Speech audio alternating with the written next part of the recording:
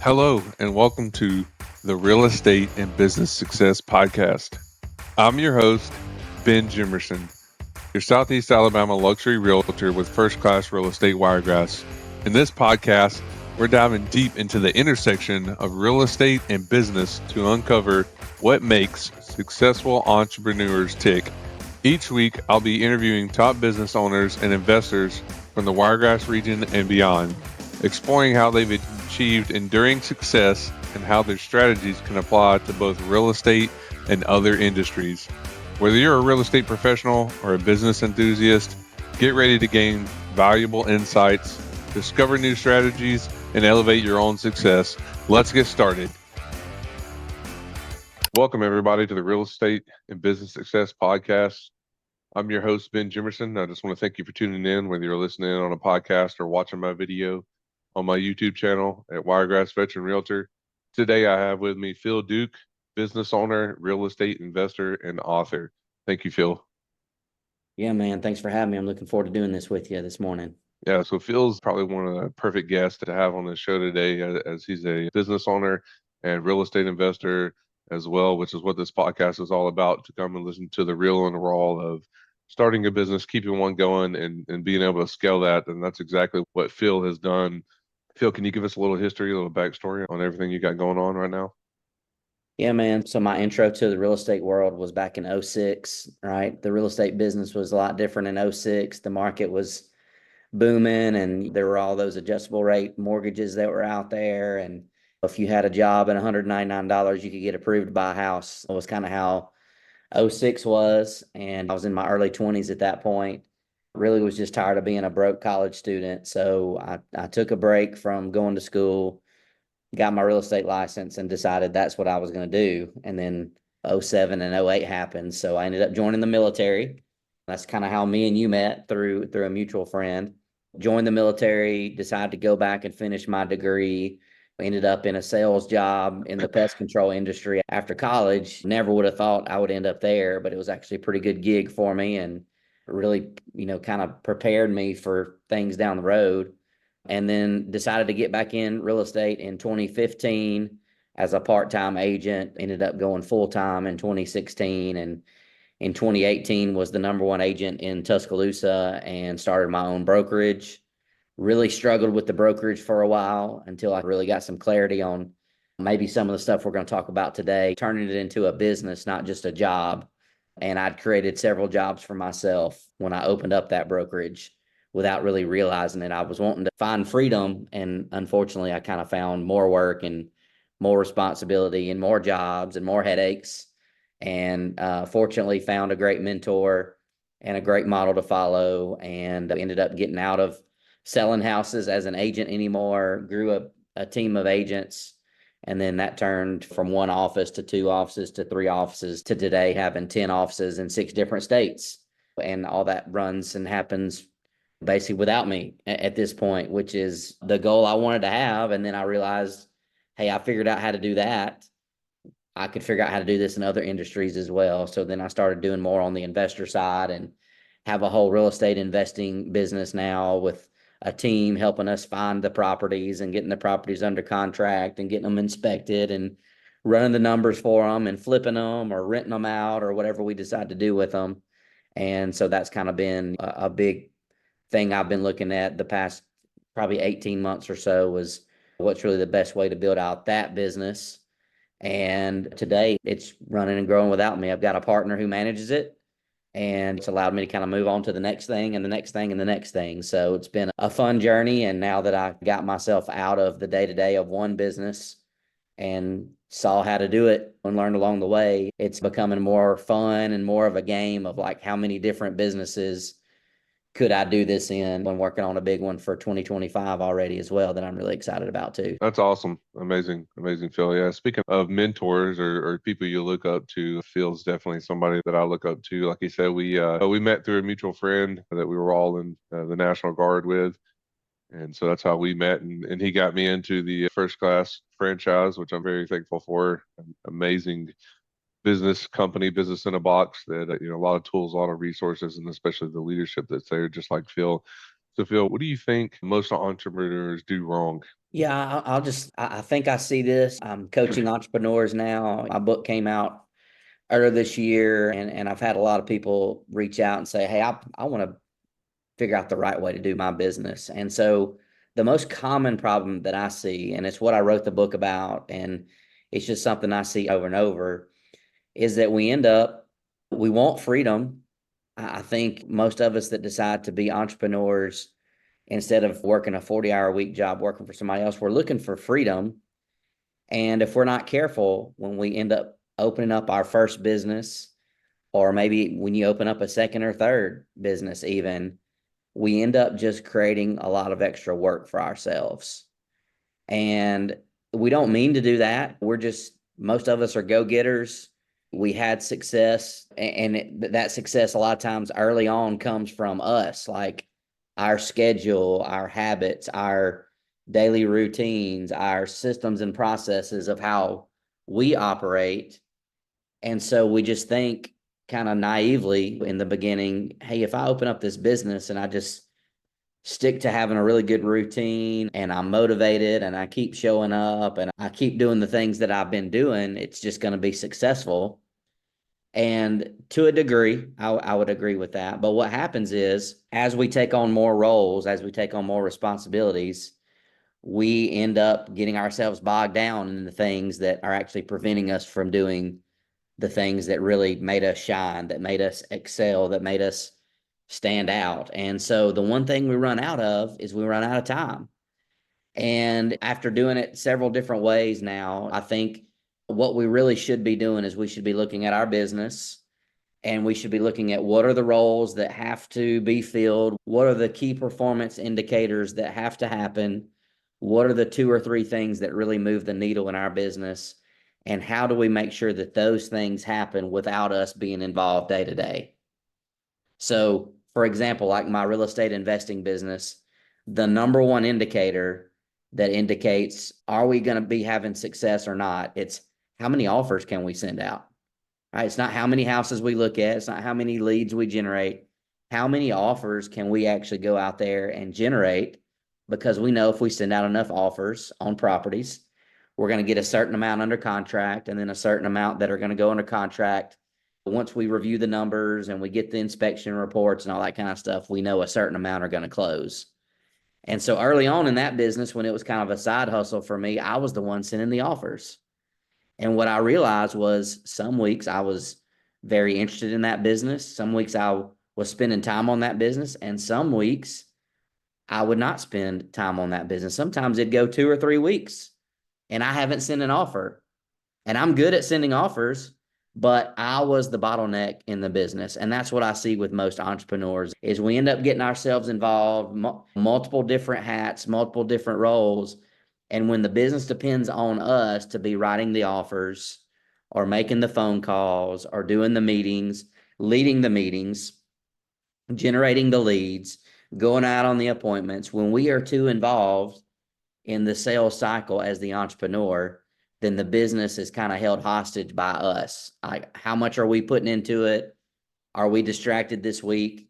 And so what I would encourage entrepreneurs to do is really early on, try to figure out how you can make those things happen without you being the one having to do it. Because I think that's closer to what we're looking for, which is that idea of freedom where, this week, for example, the way my business runs right now is I have a couple people, that's all they do is write offers for us. And we do 60 offers a week. I never was able to do 60 offers in one week when it was just me, because I could maybe get 10 out, maybe 12, maybe 15 in a week on a good week where I was really focused and spending time on it. But now that I remove myself from that role and I figured out a way to structure a deal to bring somebody in to where they could be doing that and they can be compensated. And when they win, I win. And when I win, they win. Now I'm really a lot closer to having that business freedom where no matter what's going on with me this week, we're going to have 60 offers at a minimum that go out this week. So we need to figure out how do we get this thing to run and grow and happen without us being the one responsible for doing it. I think that's the overall message I would give of where entrepreneurs go wrong. We think, hey, I can do it. and we can, okay? You're this way, Ben, I'm the same way. Like, we see something, we hear something, we learn something, and we can go out and do it. And that's a blessing and a curse at the same time, because Absolutely. sometimes we end up going out and doing it and we get ourselves bogged down, or we go out and do it and we grow this business, but this thing over here kind of starts slowing down because we took our focus off of this and put it over here. We need to figure out ways where both things could happen at the same time, and we can still be that visionary, and we can still be the one kind of overseeing everything without us getting bogged down. So I think that's the short answer: is most entrepreneurs get themselves bogged down by the day-to-day stuff of the business, and they're limiting themselves to which business they're focusing on that week, which activity they're focusing on this week.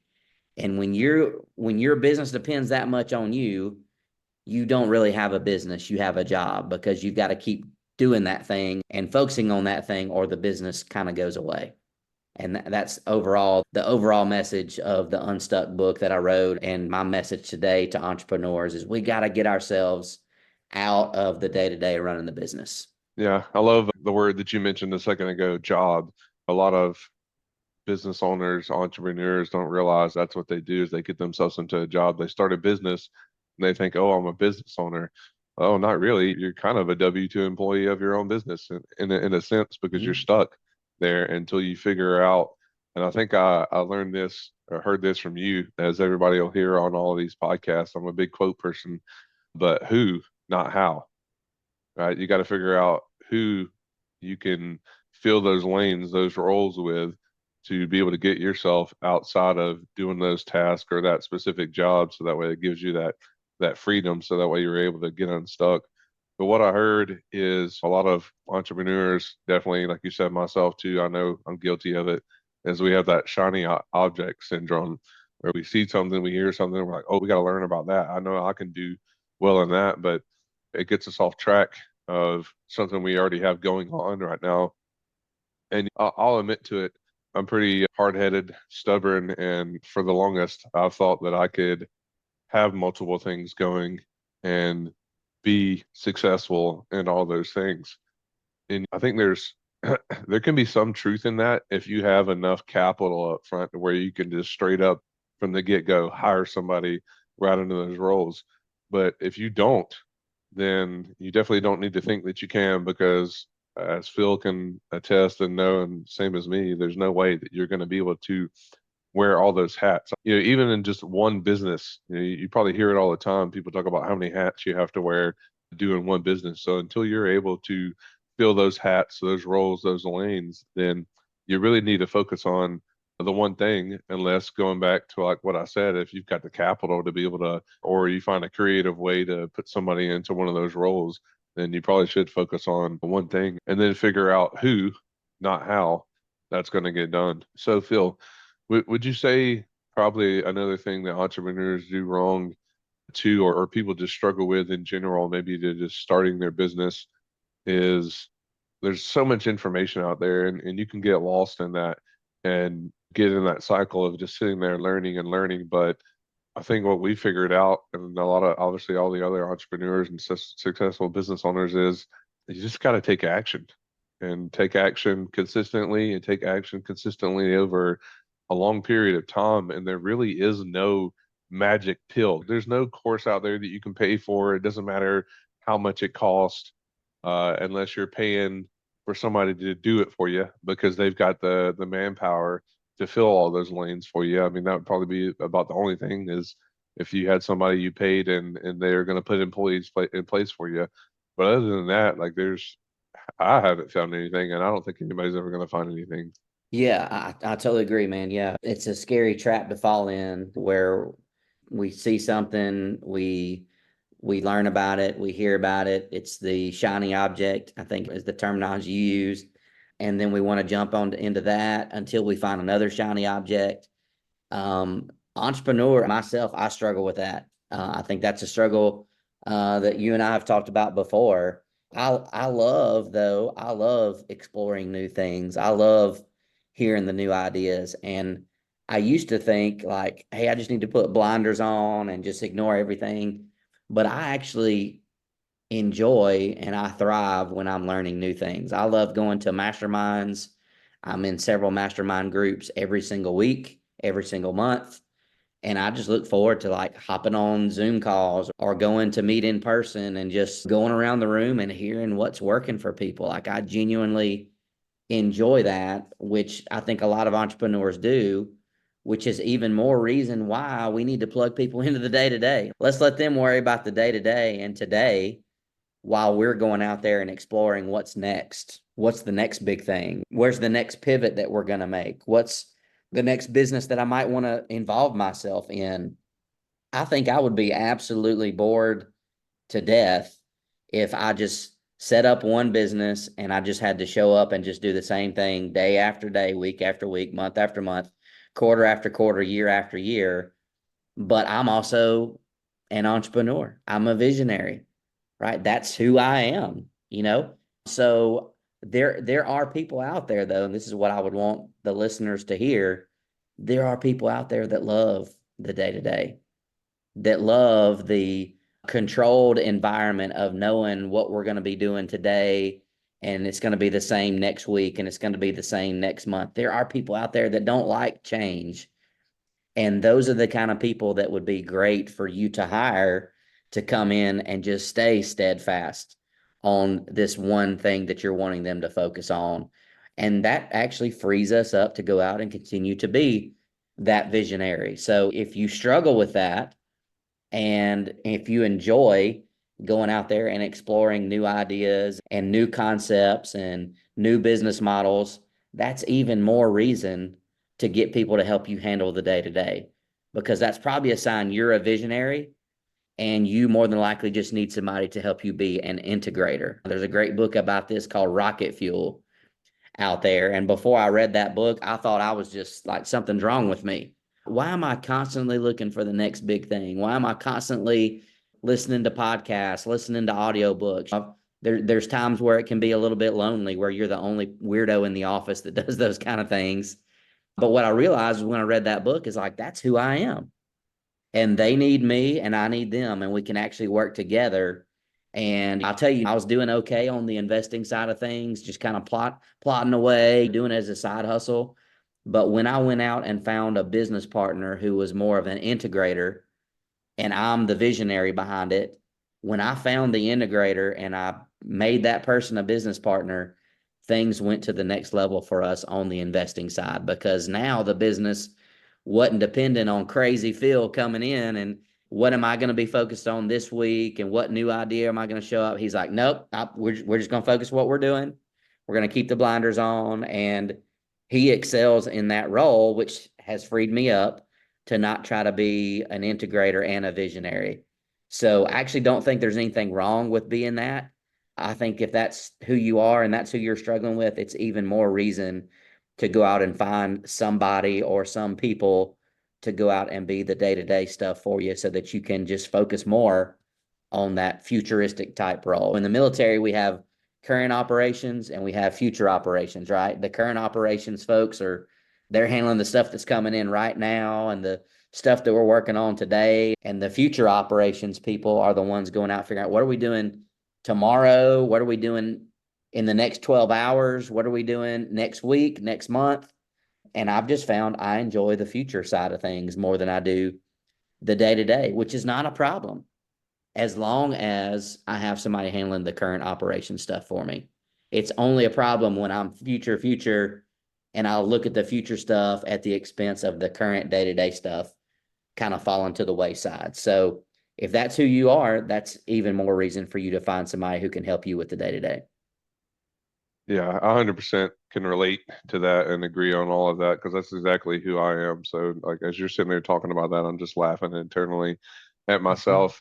What you just said, I think it's really important for people to understand. Like you were saying, it's not good if you're just focused on the future because then you look back a month, 2 months, 6 months, a whole year, and nothing's got done or very little has gotten done on whatever it is that you're looking for. And I'm definitely guilty of that because I am, or at least I think I am the visionary. I'm pretty sure because that's all I like to do, you know. And there's nothing like you said. There's nothing wrong with the shiny object syndrome. I think it's important. I mean, it's part of personal and professional development and growth is to always be learning, whether you're watching, listening to a podcast, reading a book, get hopping on a webinar. I was literally just talking about this with somebody the other day. Like I love that too. My schedule is filled full of that stuff. Some weeks where I see something, and I think it's important to not be afraid to hop on something. Nowadays everybody thinks something's a scam. Well, nothing's a scam if you get to listen to it for free. And what is it going to hurt you for an hour? Of course, some of them are like 2, 3, 4 hours. What is it going to hurt you just to hop on and sit there and listen to what they have to say? So that way, at least you've kind of learned something. Maybe your mind, your eyes get open to something else that's going on, or maybe it opens you up to realizing, oh, wow, I could do that in my current business. I can apply some of this. And that's usually what you're going to get out of anything that you learn. There's usually a few nuggets that you pull out of anything that you go to, like especially networking events. One thing that I always talk about, probably the third time I'm saying it now in this podcast, is I went to Grant Cardone's 10X event in 2019 in Miami. What it was like 2 or 3 days. And the one thing out of the whole 2 or 3 days that stuck out to me was he said, attention beats marketing 1000% of the time. And it stuck out to me so much because I love marketing. I'm very passionate about that because I know it's the driving force for business sales. I mean, you can have the greatest skill, the greatest product. Yeah, word of mouth will definitely sell it. But if you learn marketing, then you'll be able to drive that business even further and make more sales. But it really just stopped me in my tracks out of all the 2 or 3 days. And then I think about that all the time. How do you grab attention? How do you grab somebody's attention with using marketing? So it just, what you just said just made me think about that. And there's a need for that in businesses to know where to pivot and how can we get more efficient at what we're already doing. It's hard to do that and think of those things sometimes when you're stuck doing the day-to-day job, right? So I would just encourage, like, if other people on here are struggling with that, like, don't think there's something wrong with you. Don't stop exploring those new ideas. Don't stop going to conferences. Don't stop reading books. You just need to figure out, how does your business run while you're going out and exploring these new ideas and these new concepts. If your business is, if it's like a balance, like, am I going to spend more time going after the new stuff or the current day stuff? If the business depends on you to run, then we've just got a problem. And the problem is the visionary is trying to be the day-to-day person, which is typically not the best fit for that. But think about businesses that have failed. What if they would have had a visionary that was out there looking at the next best thing? I mean, there was a time where Blockbuster could have bought Netflix for like a couple $1 million. And they ended up going out of business because by the time they decided that was the direction, everything was Too going to late. streaming and everything was going away from physical stores. And, why would people need to walk into a store when they can just turn on a smart TV and go to the app and everything pops up? By the time they knew that's the route they needed to go, it was too late. So I think there actually is tremendous value for the people who are the visionary. And I would just recommend, like, just lean into it even more, but figure out how to get the day-to-day stuff handled so that your business isn't a roller coaster dependent on you focusing on the business for that week or that month or that quarter or that day. That would be my best encouragement to somebody out there, because if you're a visionary, it's fun. And doing the day-to-day stuff is not very fun if you're a visionary type person. So plug somebody in, find a business partner, hire a VA, whatever you need to do to get those day-to-day stuff handled. And then your business will be consistent, and it will allow you to get that business running without you, which is going to allow you as a visionary to go figure out how to do it in another business or how to expand the one you already have versus getting stuck in the day-to-day. It would be a tragedy for a visionary person to get stuck doing a day-to-day, mundane, repetitive job. They would not be happy, and they probably wouldn't stick with it very long.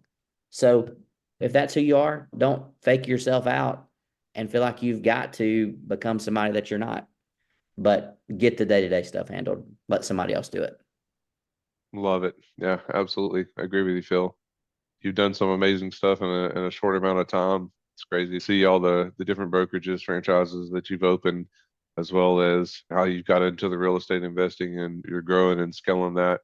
Real quick, as far as like general business goes, knowing what you know now, is there anything that if you could go back and tell yourself, whether it be from like basic general starting up a business, how you would handle that or anything that comes to your mind? Yeah. So, I mean, I would just say for anybody out there that's figuring out what, trying to figure out where to go, my first couple years that I was in real estate were not very successful. Like, I mean, I said '06 was good.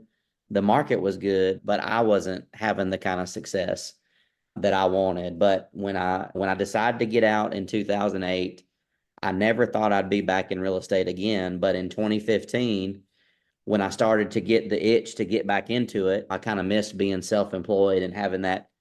Even though I had a lot of freedom in my job that I had in the pest control industry, I still wasn't really working for myself. I set my own schedule. I had my appointments to go to, and I kind of could set my schedule up the way that I wanted. But I really wasn't going out there and like growing my own business. I started thinking about what are the things that I have done that I was the most successful at.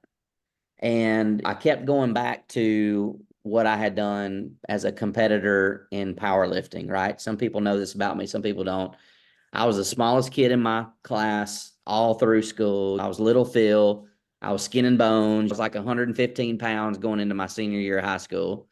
And I was tired of being little Phil.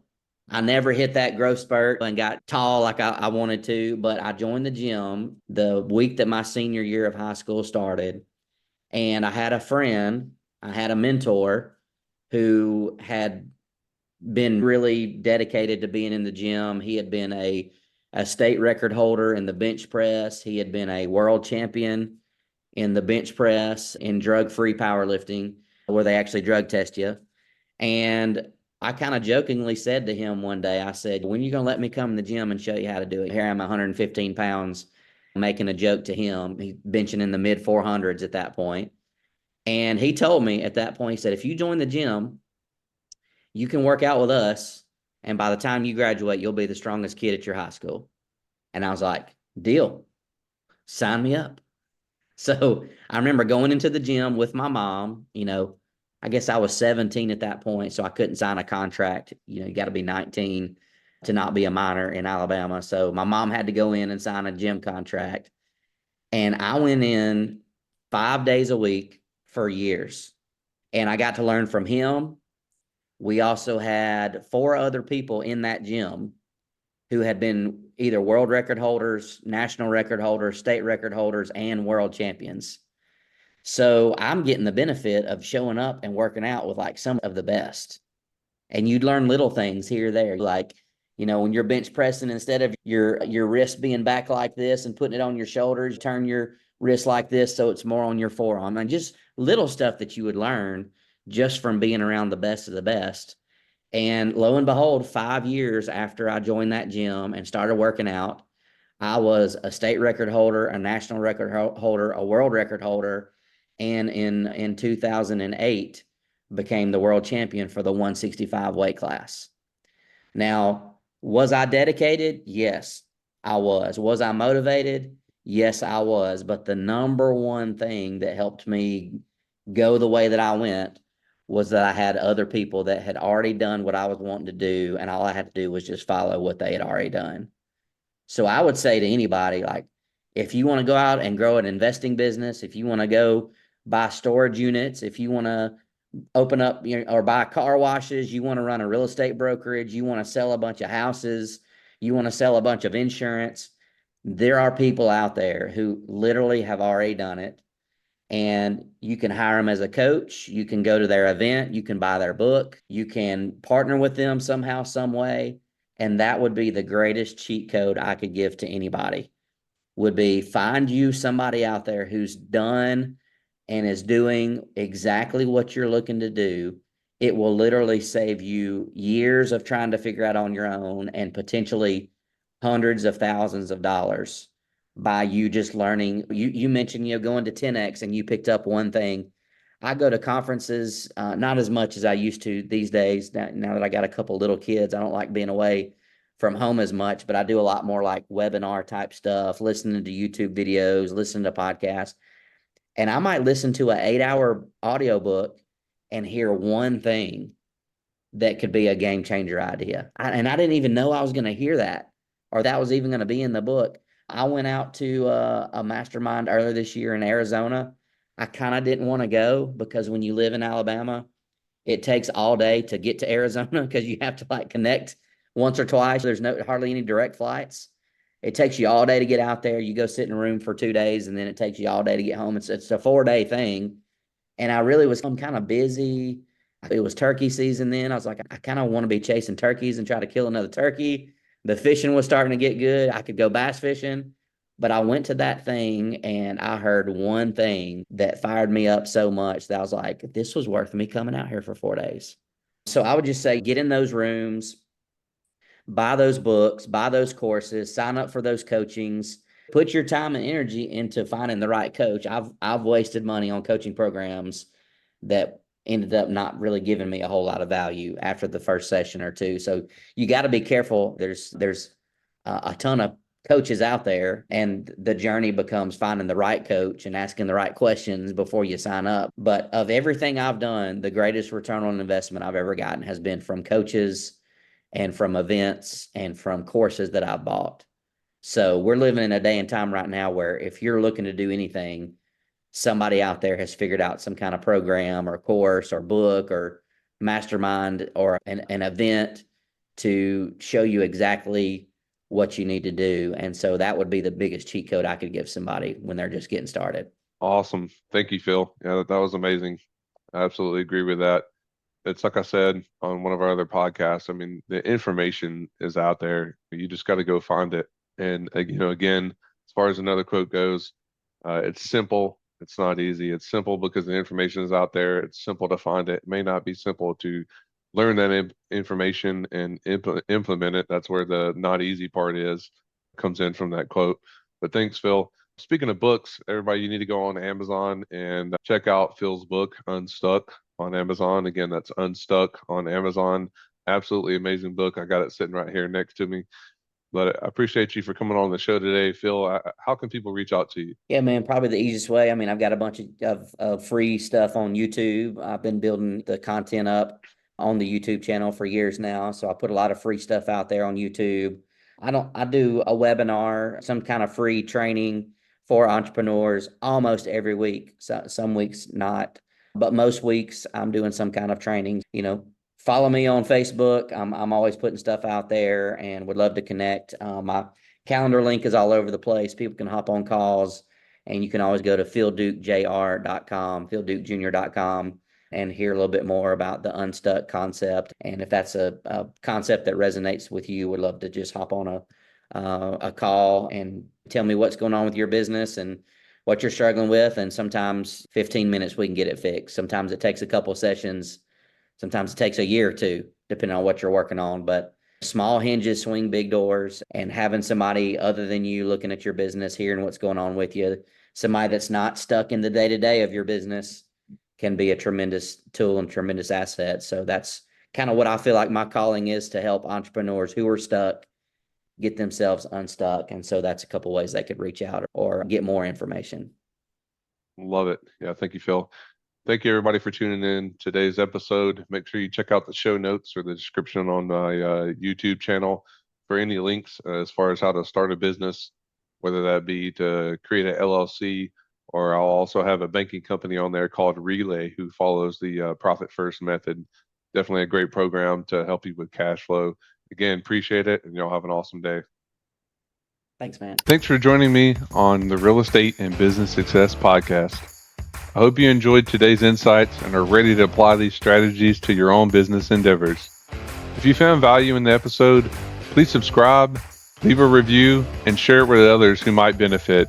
Stay tuned for more interviews with successful entrepreneurs and actionable advice to drive your business forward. Until next time, keep pushing for success, and remember, success is just around the corner.